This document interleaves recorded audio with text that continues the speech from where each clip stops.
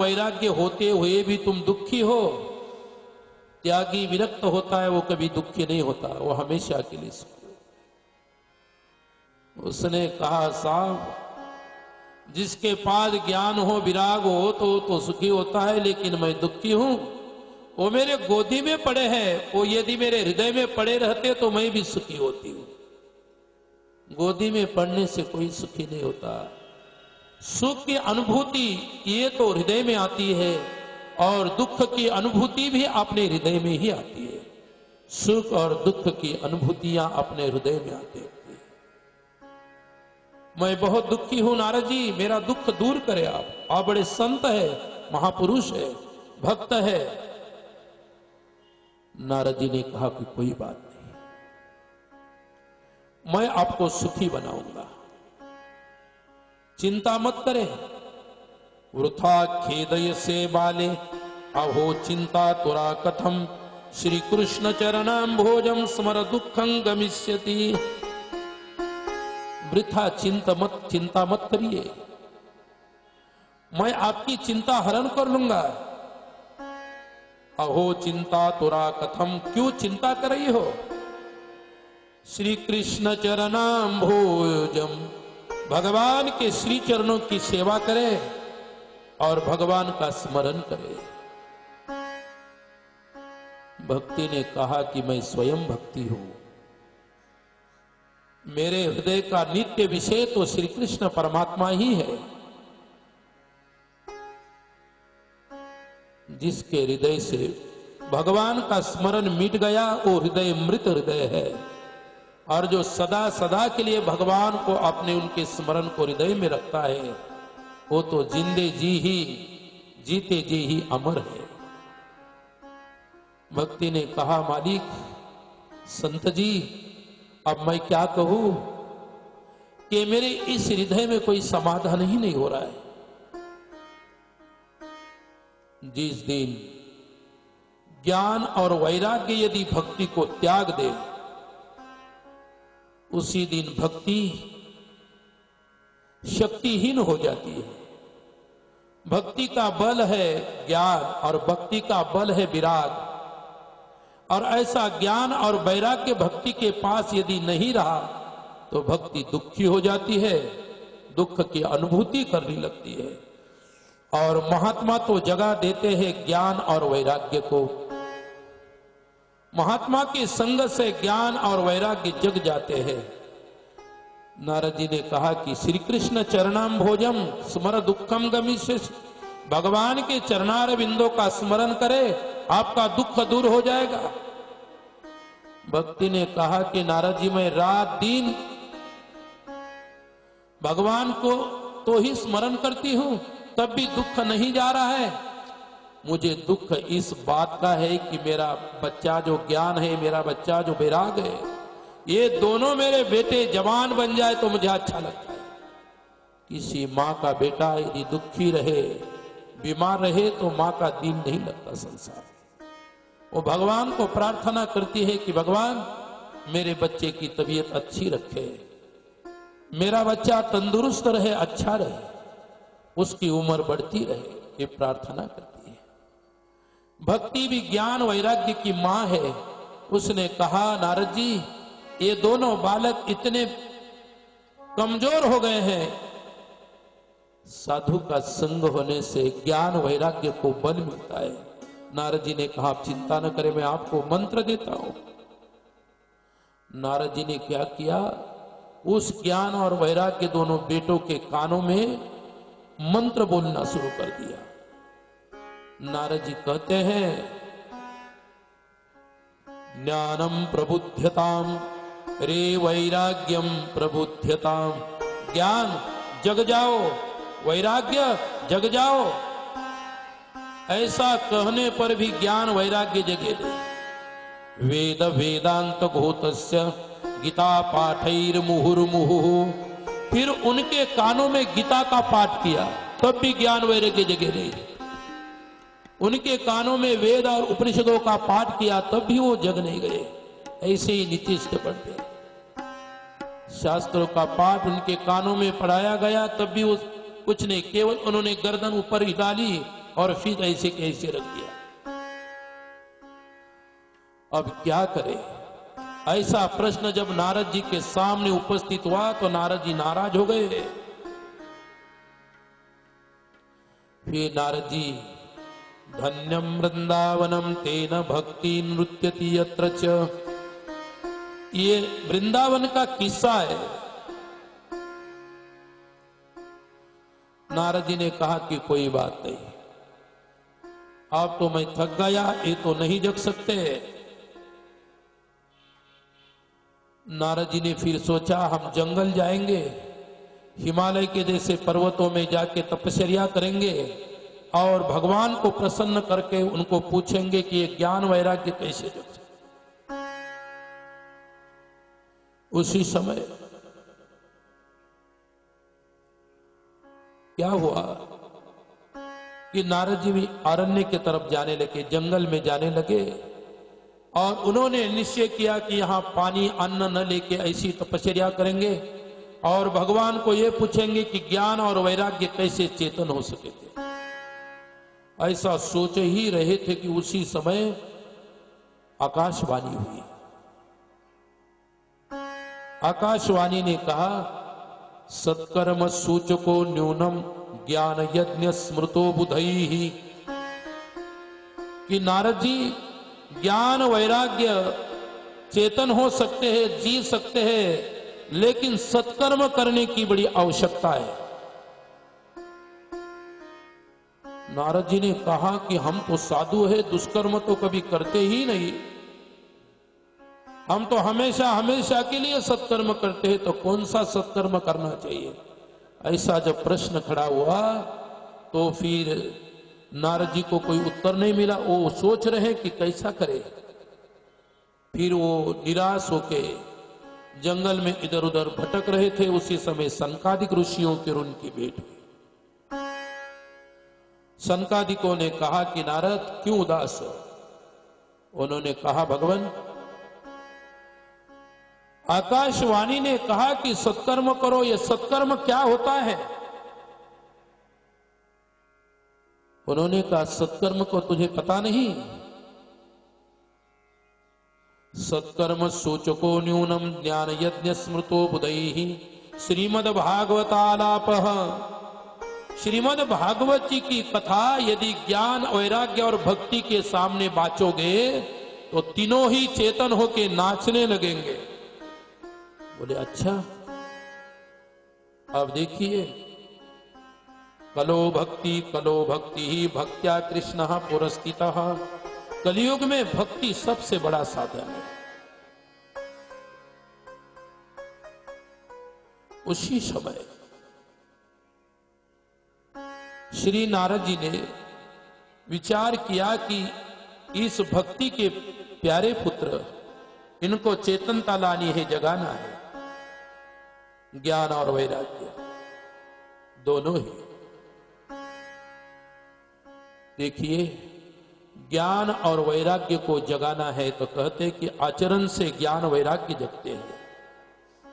और भगवान का स्मरण, नारद जी ने कहा था कि श्री कृष्ण चरणाम भोजन स्मर, श्री कृष्ण चरण का स्मरण करे।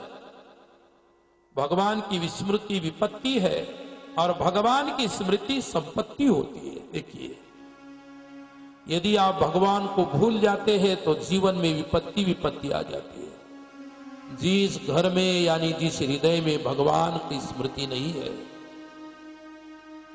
नारद जी ने कहा कि अपने भक्ति सूत्रों में तदर्पिता अखिलाचारिता तद विस्मरणे परम व्याकुलता, भगवान का विस्मरण दुखदायी होता है, इसलिए सदा स्मरण। आपके लिए एक छोटा सा उदाहरण बता देते हैं। एक बार श्री रामकृष्ण परमहंस जी किसी आपने भक्त के यहाँ शादी में उनको निमंत्रित किया। उन्होंने अपने भक्त को कहा, भैया मैं तो सन्यासी है, तुम्हारे शादी में आके क्या करूंगा?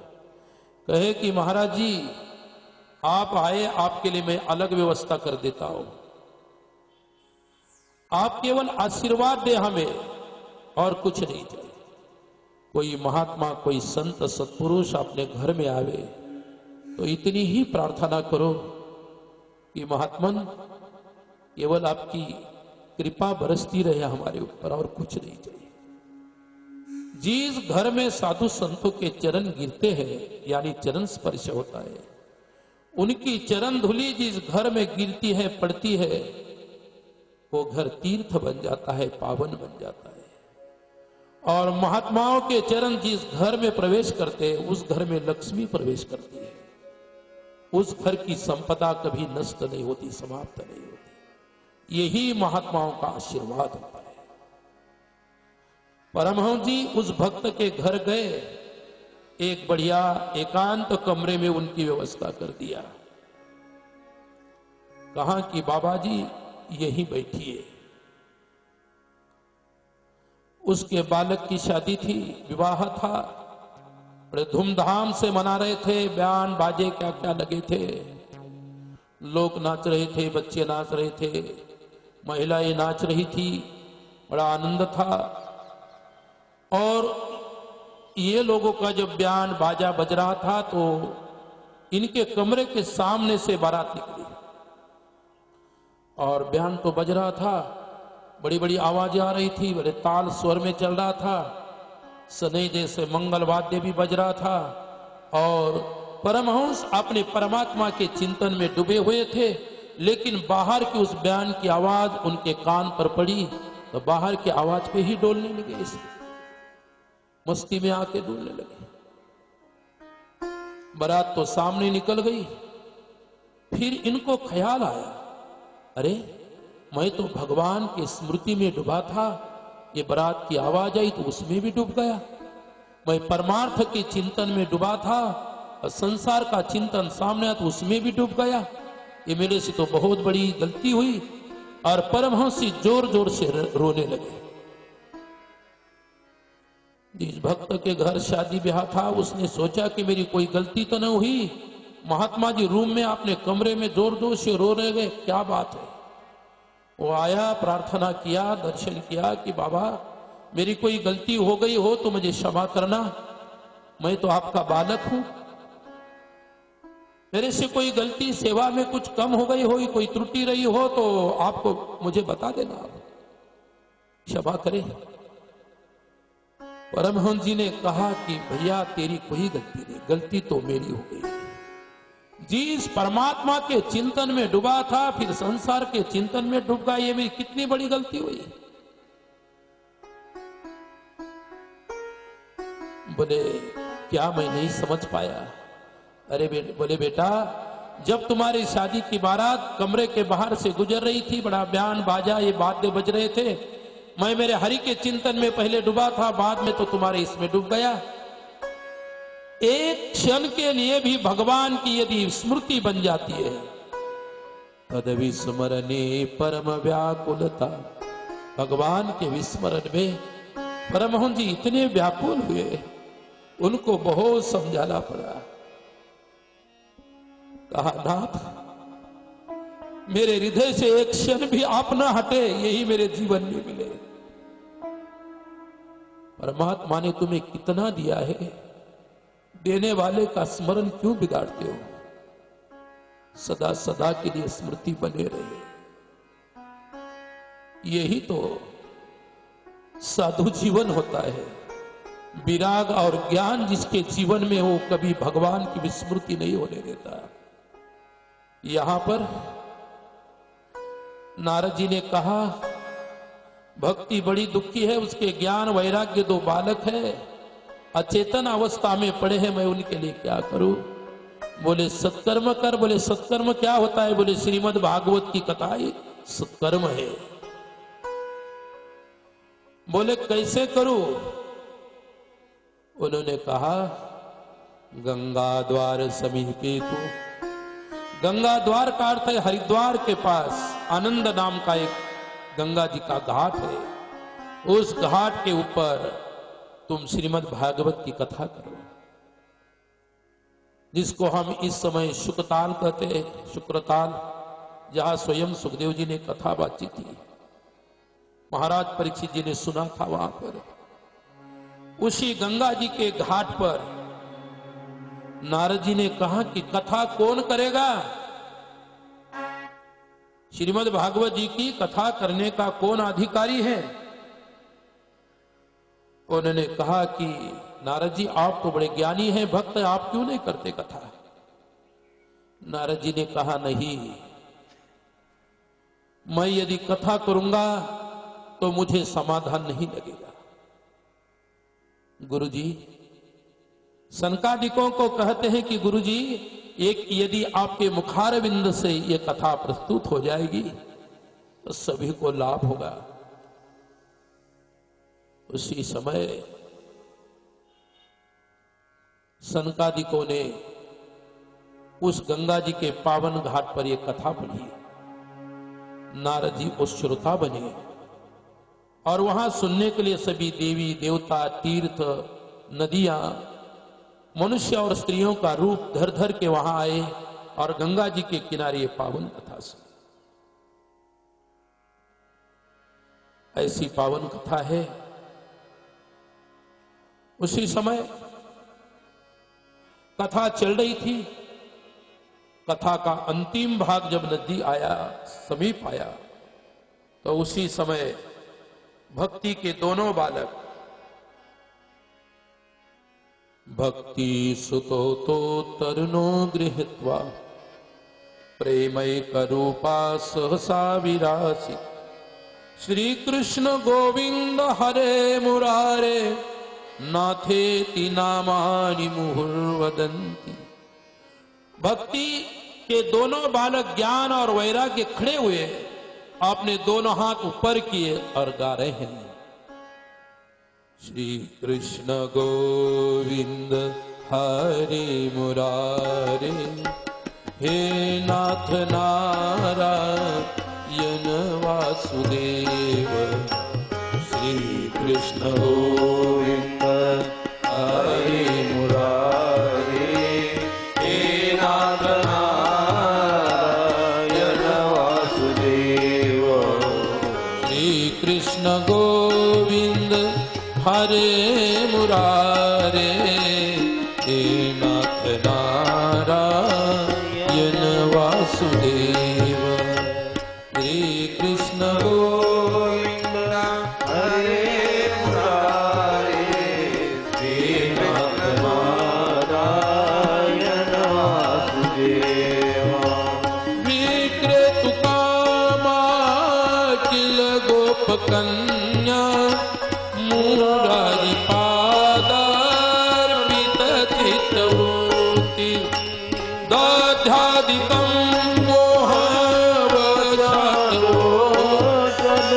गोविंद दामोदर माधवेति। श्री कृष्ण गोविंद हरे मुरारे हे नाथ नारायण वासुदेव।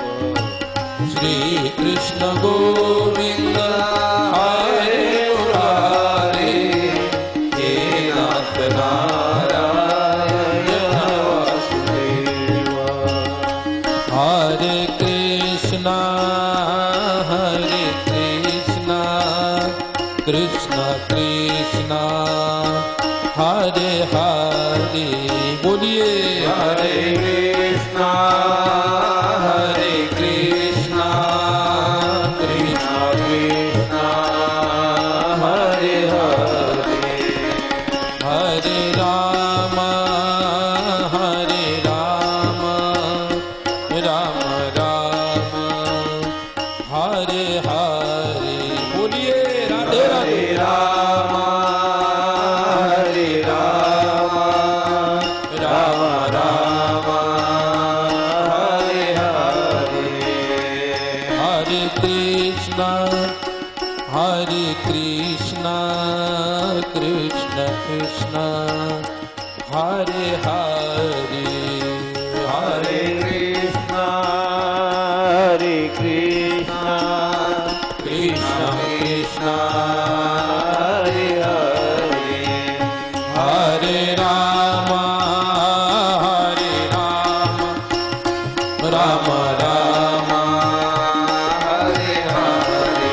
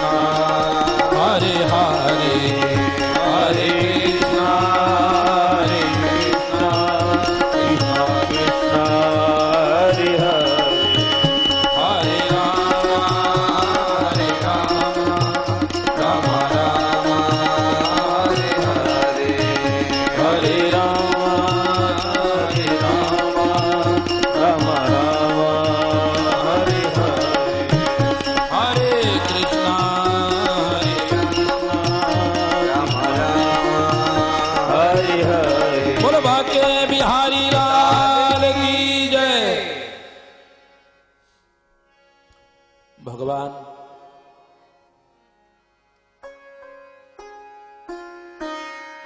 इसके ऊपर ही कृपा करते हैं। नारद जी ने कहा, भक्ति के दो बालक सचेतन होकर नाचने लगे, गीत गाने लगे, भगवान का स्मरण चिंतन करने लगे। विधाय सुख शास्त्र कथान पीता चांडाल वच्च खरवच्च मत्तेन नीतम मिथ्या स्वजन्म जननी जनि दुख भाजा। जिसने मनुष्य जीवन पाकर यदि कभी भी भागवत की कथा नहीं सुनी, उसने तो अपनी मां के कोख को बेकार कर दिया, बेकार जन्म लिया उसने। नारद जी उसी समय क्या किए कि ये जो कथा हुई, इस कथा से भक्ति के दोनों बालक सचेतन हुए। श्रीमद्